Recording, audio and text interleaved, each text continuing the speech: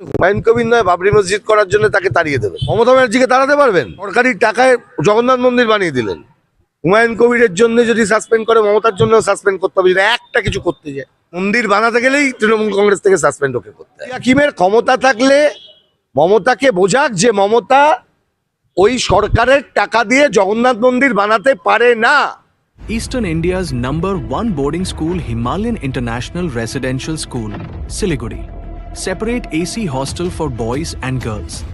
126-acre lush green campus. World-class sporting facilities.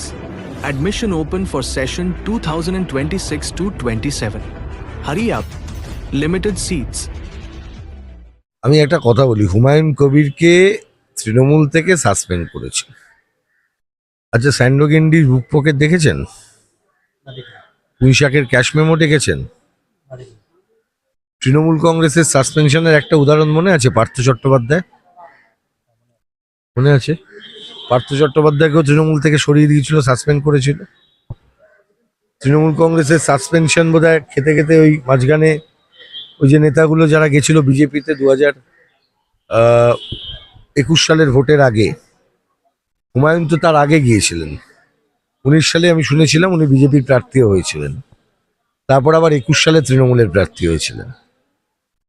এই ধর্মীয় রাজনীতি করা, ধর্মকে রাজনীতির কারণে ব্যবহার করা, এটা এতটাই মৌলিক একটা ফ্ল যে কোনো রাজনৈতিক দলের, সেটা আপনি বুঝতে পারবেন যে এই রাজনীতির জন্য যদি কোনো রাজনৈতিক দল সেই লোককে তার বিরুদ্ধে ব্যবস্থা নিতে না পারে, তাহলে বুঝতে হবে রাজনৈতিক দলটি তার কোনো স্বতন্ত্রতা নেই।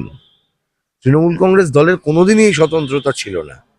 যখন এই দলটার জন্ম হয়েছিল, নির্দিষ্ট পরিকল্পনা অনুসারে নাগপুর থেকে এই দলটি তৈরি করার পরিকল্পনা করা হয়েছিল। 1998 সালের ইতিহাস ঘাঁটলে আপনি এটা বুঝতে পারবেন যে একটি দল প্রথমে জন্মলগ্নেই তার প্রথম শরিক হয়েছিল ভারতীয় জনতা পার্টি। তখন পশ্চিমবঙ্গে বিজেপিকে খুঁজে পাওয়া যেত না, কারণ পশ্চিমবাংলায় তখন রাজনীতিটা বামপন্থীদের সঙ্গে কংগ্রেসের ছিল, ঠিক যেটা কেরালার রাজনীতি, যেখানে তৃতীয় পক্ষ হিসেবে বিজেপি বা বিজেপির কোনো দালাল পার্টি তাদের কোনো জায়গা ছিল না। এটা আরএসএস খুব ভালো করে বুঝে যায়। বাংলার রাজনীতির প্রেক্ষিতে তাই তাদের দরকার হয়ে পড়েছিল এমন একজন লিডার যিনি নিজের কেরিয়ারের জন্য রাজনীতির যে কোনো বিষয়ে যে কোনো সমঝোতা করে নেবেন, বোঝাপড়া করে নেবেন। মমতা বন্দ্যোপাধ্যায় ওয়াজ এ কারেক্ট চয়েস। তাকে তৈরি করেছিলেন, তাকে ফান্ডিং করেছেন। আজকে তৃণমূল কংগ্রেস দলটা তৈরি হয়েছিল। আজকে তাদের রাজনীতির মধ্যে এটা পড়ে, হুমায়ুন কবির নয় বাবরি মসজিদ করার জন্য তাকে তাড়িয়ে দেবেন। মমতা ব্যানার্জিকে তাড়াতে পারবেন? সরকারি টাকায় জগন্নাথ মন্দির বানিয়ে দিলেন। তৃণমূলকে তাড়াতে হলে তো মমতা ব্যানার্জি থেকে তাড়ানো শুরু করতে হবে। সরকারের টাকা নিয়ে জগন্নাথ মন্দির, ভারতে যদি এই প্রশ্ন করা হয় যে ইতিহাসে এরকম কোনো মন্ত্রী, মুখ্যমন্ত্রী বা প্রধানমন্ত্রীর নাম বলুন যে কত বেশি মন্দির বানিয়েছেন সরকারের টাকায়, মমতা ব্যানার্জির নাম একে আসবে। দুর্গাপুজোয় চাঁদা দেওয়া, মৌলবীদেরকে ভাতা দেওয়া, পুরোহিতদেরকে ভাতা দেওয়া, মৌলবীর ছেলেকেও চাকরি দিল না। এসএসসিতে চাকরি গেল, মৌলবীর ছেলেরও গেল, আবার পুরোহিতের ছেলেরও গেল। কিন্তু ইমামকে ভাতা দেবেন উনি, পুরোহিতকে ভাতা দেবেন উনি, চাকরি কাউকে উনি দিতে চাইবেন না। যেখানে চাকরি হবে জট পাকাবে। এটা হচ্ছে তৃণমূল বিজেপির রাজনীতি কমন এজেন্ডা। কে বলেছে? যারা চাকরি কালকে দেখলেন নাচানাচি, কে বলেছে? করেছে করেছে তাদের নাচানাচি করতেই পারেন। কেউ একটা চাকরি পেয়ে একটা মানে 2014 সালের একটা রিক্রুটমেন্ট প্রসেস, সেই প্রসেসে কজন চাকরি পেয়েছেন, এটা তো একটা সরকারের আমলে স্বাভাবিক ব্যাপার। কেউ তো কোথাও বলেনি এতগুলো লোক কি দুর্নীতি করেছে। কিন্তু এর ফলে কি এটা বলতে পারছেন কোনো জায়গায় যে প্রাইমারি রিক্রুটমেন্টে দুর্নীতি হয়নি? আপনারা জবাব দিন এবার। এই যে এত কথা কালকে এখানে লেকচার দিয়ে গেলে লোকে, যারা চাকরিতে রইলেন তারা চাকরিতে থাকুন, যারা দুর্নীতি করেননি তাদের চাকরি রক্ষা করাটা আমাদের সবার কাজ।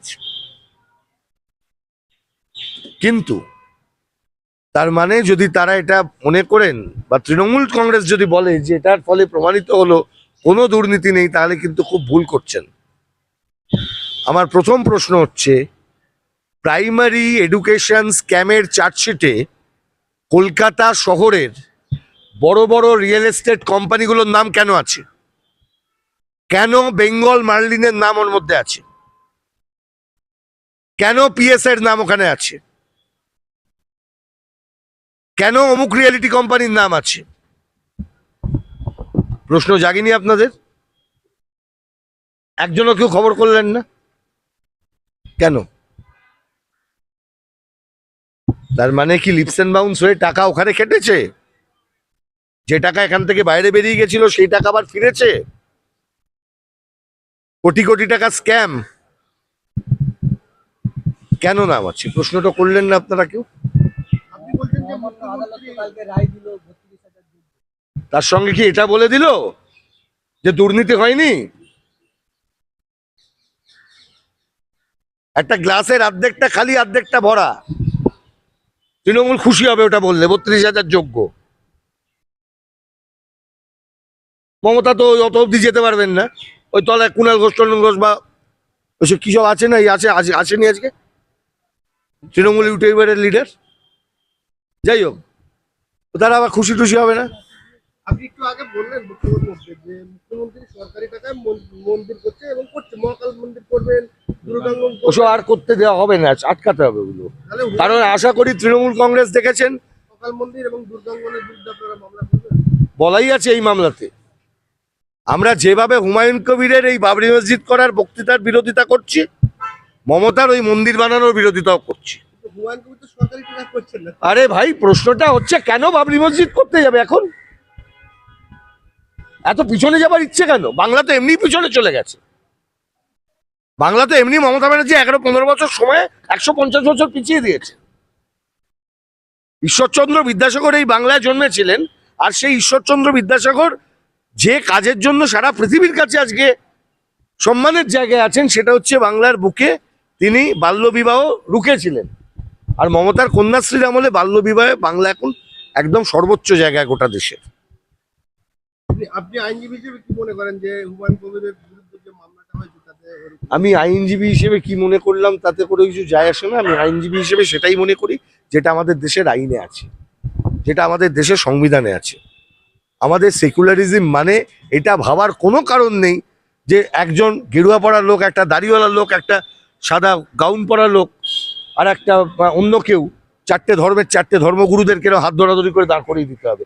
ধর্ম নিরপেক্ষতা আর সর্বধর্ম সমন্বয় দুটো সম্পূর্ণ আলাদা ধারণা। হুমায়ুন কবির সাসপেন্ড হওয়ার পর 22 তারিখে ডিসেম্বরে তিনি দল ঘোষণা হুঁশিয়ার দিলেন। সে কি করবেন না করবেন সে তো দেখা যাবে। উনি তো দল বদল করেছেন। আমার বক্তব্য তো হুমায়ুন কবিরকে নিয়ে নয়, তার দলের নেত্রীকে নিয়ে। আজকে তাকে সাসপেন্ড করছেন, আমি তো বলছি হুমায়ুন কবিরকে যদি সাসপেন্ড করেন ওই যুক্তিতে, এই তুই দাঁড়াবি একটু, ওই যুক্তিতে তৃণমূল কংগ্রেসের সুপ্রিমো মমতা ব্যানার্জিকে সাসপেন্ড করা উচিত, খুব জরুরি। যদি সেটা না হয় এই বিপদটা কিন্তু বাড়তে থাকবে। মানে আজকে আপনি, কালকে আমি, কালকে উনি, এর বিশ্বাস, ওর বিশ্বাস, তার বিশ্বাস, তার উপরেই চলবে।